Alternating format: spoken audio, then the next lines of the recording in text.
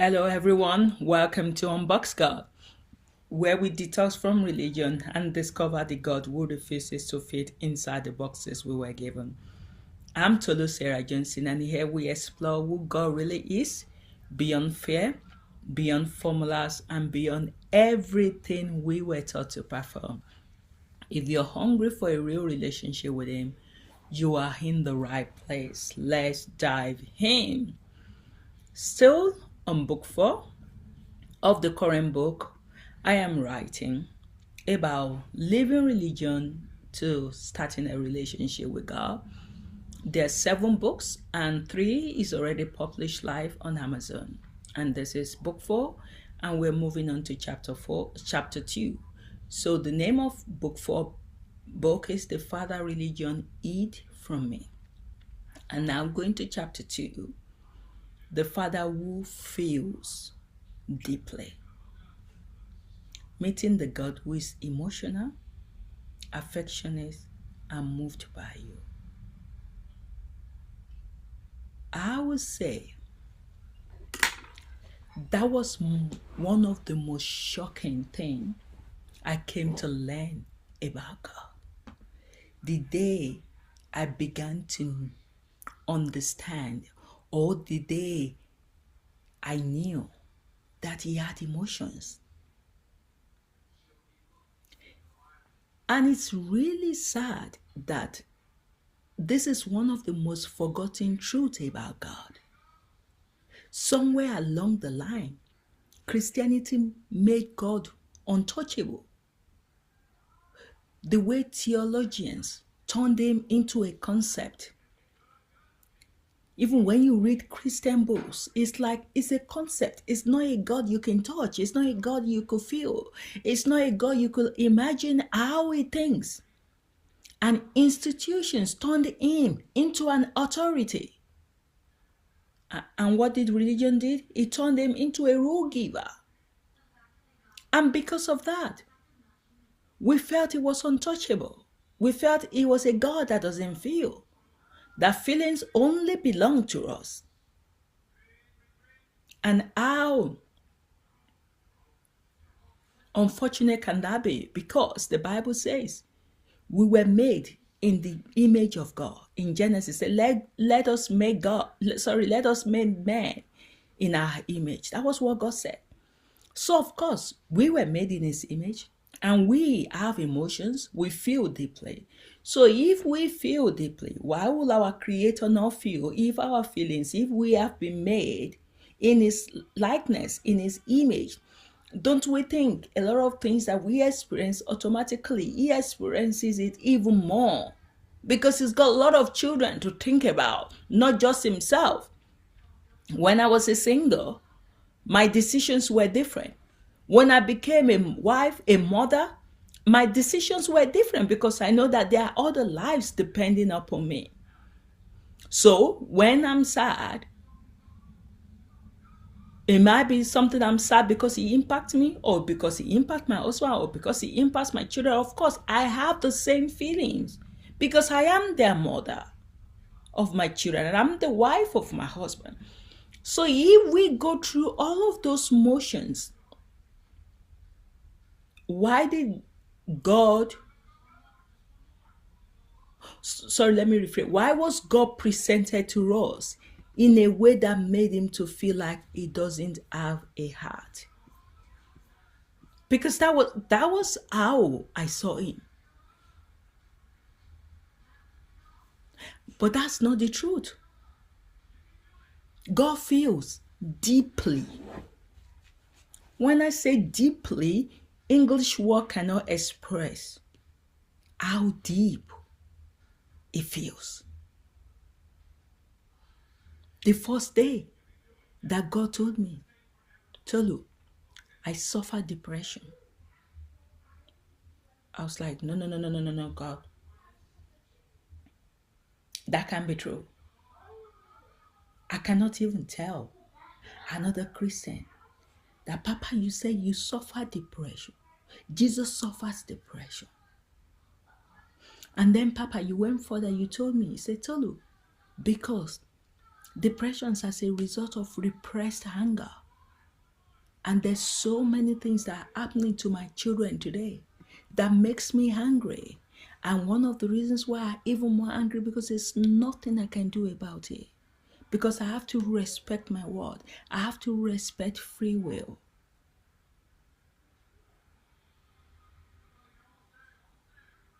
And that looks like it can be true. It doesn't sound scriptural. Am I deluded? Am I saying what is not? But no, I am not deluded. The Father we have is not a doctrine. He is a person with a heart.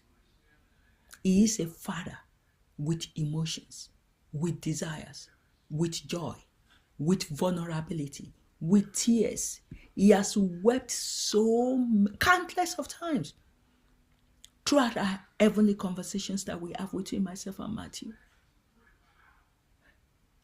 And because I knew this and I've seen it, it changed everything for me. Because I now say, oh, if God feels, then he must be relatable. It's not a God I need to perform for anymore. It's a God that I know I can approach, because he knows what it is to laugh. He knows what it is to grieve. He knows what it is to rejoice. He knows what it is to comfort. He knows what it is to ache. He knows what it is to celebrate, and he knows what it is to care. And not even from above me, but with me. He cares with me. He laughs with me. He grieves with me. My son Emmanuel said something recently. He said, Papa really loves you. And when I mention your name before him, his eyes is filled with tears. It's very difficult to believe, but it's true.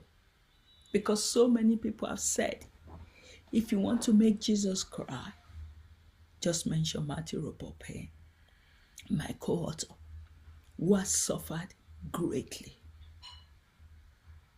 And tears will fill his face. Why does tears fill his face if he doesn't feel? If he doesn't grieve? And why do we think Jesus feels and Father doesn't feel? It doesn't make sense. Is it because we thought Jesus came to the world? But is Jesus not a reflection of Papa himself that sent him? And this emotional God was hidden from me by religion. And it's been hidden for centuries by religion. Because growing up, I heard more about God's power than his heart. That is true. And in those years of intimate conversations I've had with him now, he has shown me his full emotional world. He feels sorrow. He grieves over every injustice. He breaks over every wounded child. His tears are real. And that's why I wrote a book, The Father's Grave. That was the first book I wrote about God. Because I just heard so much every day. It keeps speaking to me. And I'm thinking, will I continue to hear him and do nothing? And not let people know that this father is grieving of the children that he has lost, that he doesn't know whether he will ever have a relationship with them, even though he's trying. But the children seems to care less.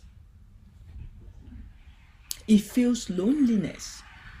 Trillions created, yet so few come close enough to know what breaks him. He once said to me, Tolu, very few understand my suffering. They only want my blessings.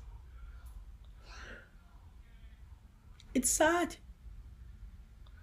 I was like that as well. I wanted his blessing. I never knew he was suffering. I thought because he is the creator, he can make things happen for himself. He can create friends for himself. But no, God can create friends. Matthew Robert Payne has got the most blessed ministry that everybody on earth should be able to have access to.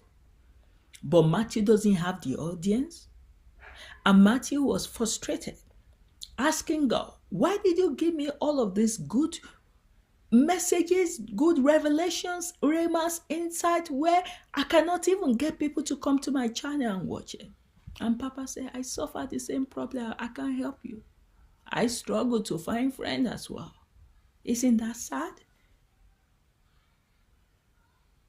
You think he is a God that just can make a spell and things will just happen for him? It's not a tyrant like Lucifer. It's a loving Father. He will never force you.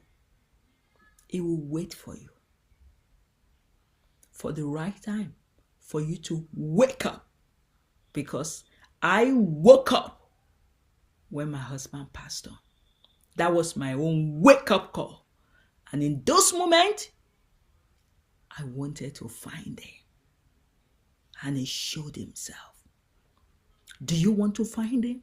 Because if you want to find him, he will reveal himself. He feels righteous anger. I know that's the only feelings that a lot of people know about him, is the anger. But not against sinners seeking help. It's not angry against the sinner, but it's against the hypocrisy. It is against the abuse done in his name. And churches that crush instead of heal. That is what he's angry about. It's not angry about you falling. It's not angry about you being who you're supposed to be. Humanity falls. You're wired in that way. We're weak. The body is weak. The flesh is weak.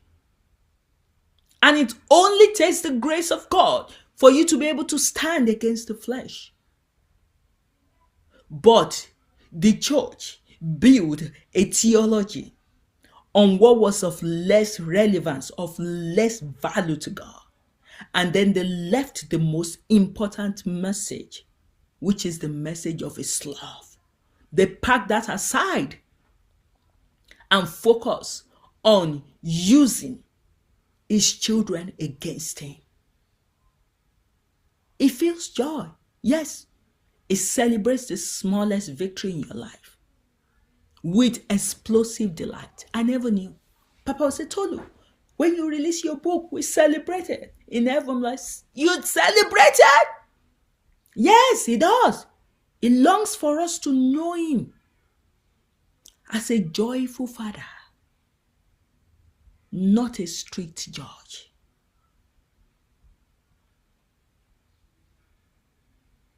And it's sad that he's not known like the way he wants to be known.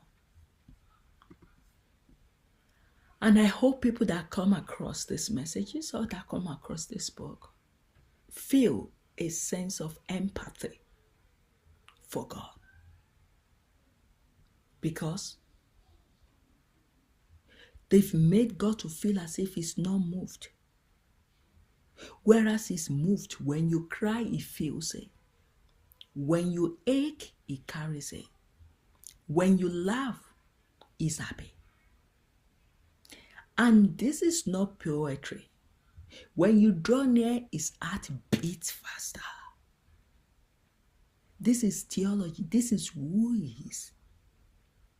Jesus is the same exact representation of God. And Jesus showed us, he wept when he was on earth. He groaned. He burned with compassion. He was moved by people's suffering. He rejoiced with his friends. He felt betrayal, loneliness, and heartbreak. So if Jesus shows us the Father, then the Father is not emotionally distant.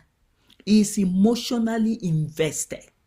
What did I say? He is emotionally invested in our life. He's not sitting somewhere in his kingdom and waiting for you to be languishing and he doesn't feel anything. Because religion taught us that God is watching you from a distance. But Papa revealed, I am present in every tear you cry.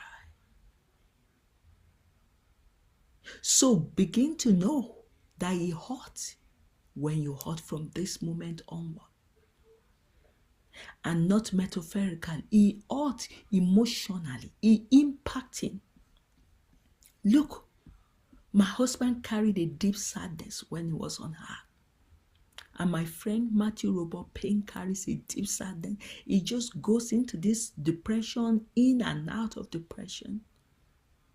And a lot of times, it's the depression of God that he's feeling. It's the depression of God my husband is feeling because they share in his suffering. And my husband told me recently, he said, he has not even reduced, my depth of suffering has not reduced, it has even multiplied. Because I carry the sadness, the deep sorrow of God. And that sadness will only come to an end when all his children are whole. So, is that a God that doesn't have emotions? Is that a God who refuses to be untouched by human pain? When his sovereignty doesn't make him detached. But we made it feel as if he's detached. But there's no one more capable of compassion like Papa.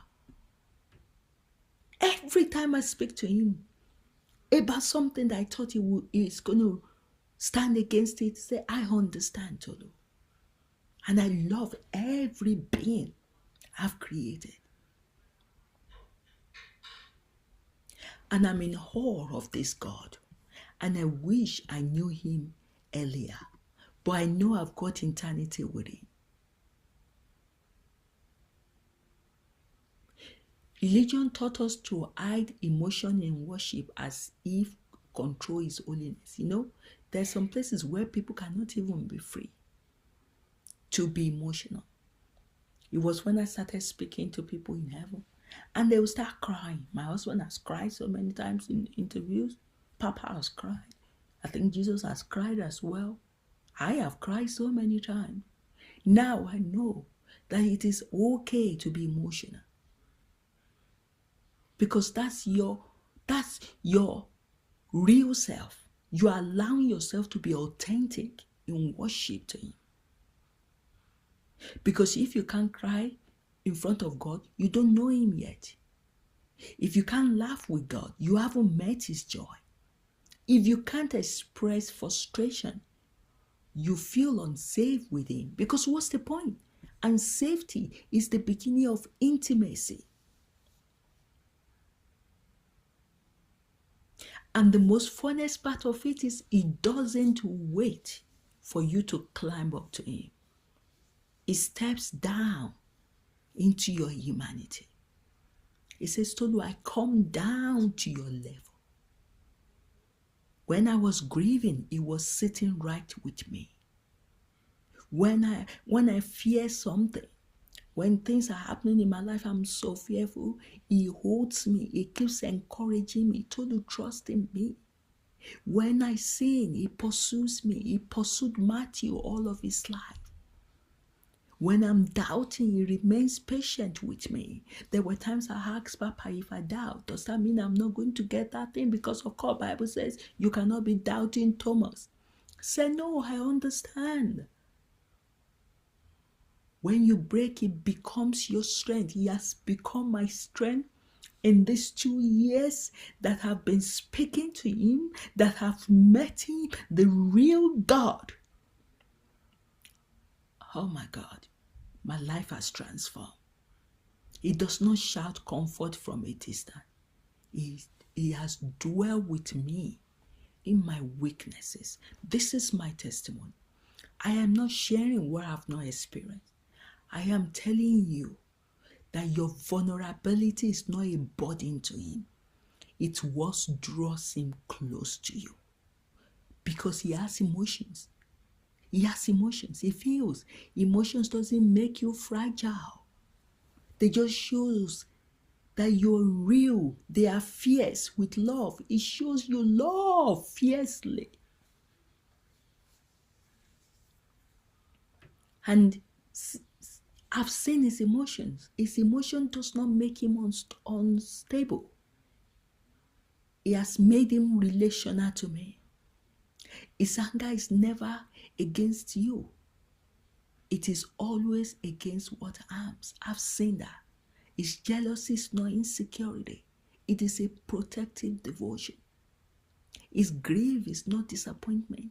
It is love wounded by distance. And his joy, oh, his joy. It explodes when you simply show up. Yes!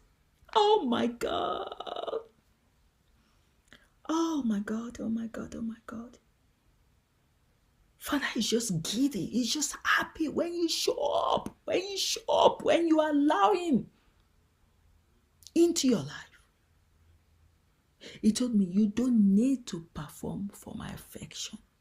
Your presence is my delight. Let that sink into you. He loves you. I don't want to use he likes you, because like is a disrespect to God. He loves you. Not the only version of you, the real you, the laughing you, the uncertain you, the quirky you, the healing you, the you still figuring things out. And he enjoys you. This Father is another level of Father. Oh my God. And I feel him every day. I feel him in every moment of my life. Oh my God. And the beauty of knowing him has changed a lot of things in my life. It has made me to know that this God is a God that we don't know. And the earlier you start knowing him, the better. Because what? He's seeking friendship with you. Because he feels deeply, he longs for relationship, not ritual. Jesus said, I can no longer call you servant. I call you friends. Not followers from afar. Not performers under pressure. Friends. He doesn't want polite, rehearsed prayer. He wants honesty, vulnerability, conversation, your real heart, not your church voice. Papa once told me, I don't ask for your mask, I ask for you. He wants to share his heart too. He wants relationship to be mutual. He wants your presence to bring him joy, and your silence brings him pain, because he wants you. And the most healing truth is freedom requires to trust. And trust requires knowing someone's heart. And once you see the Father weeping with you, laughing with you, rejoicing when you are happy, you begin to realize that he absolutely wants you. He chose you. And all of those things that religion has sold to us, you allow them to start falling off.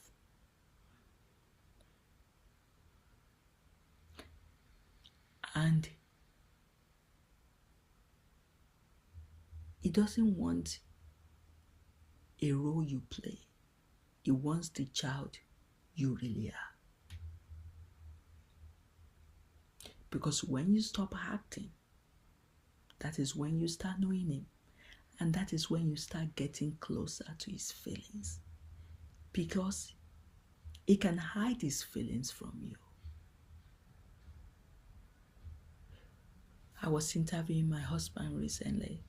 I think that's 3 months or 4 months ago. And I asked him that, maybe what have you seen about God that really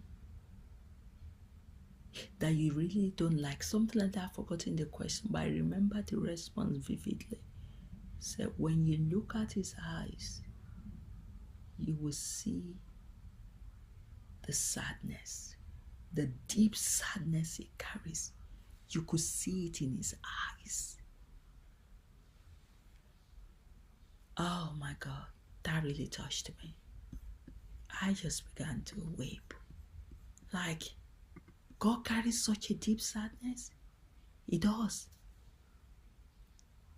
And the people that share it with him, they understand it.